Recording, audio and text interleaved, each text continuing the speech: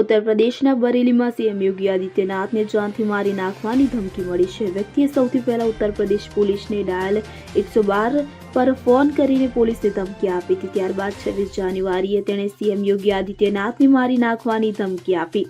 આ પછી તાત્કાલિક એલર્ટ કરવામાં આવ્યું હતું. પોલીસે સર્વેલન્સ દ્વારા ફોન ટ્રેસ કરવાનું શરૂ કર્યું હતું. આ પછી તરત જ આરોપીની બરેલીમાંથી ધરપકડ કરવામાં આવી હતી. કહેવામાં આવી રહ્યું છે કે ધમકી આપનાર વ્યક્તિ નશાની હાલતમાં હતો.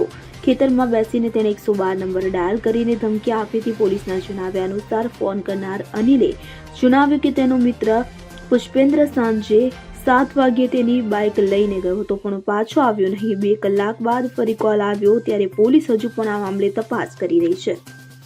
Bureau report CN24 news. હવે જુઓ દેશ દુનિયાની તમામ ખબરો તમારી આંગળીના ટેરવે. ઉઠાવો મોબાઈલ અને Google Play Store પરથી ડાઉનલોડ કરો અમારી CN24 ન્યૂઝ મોબાઈલ એપ.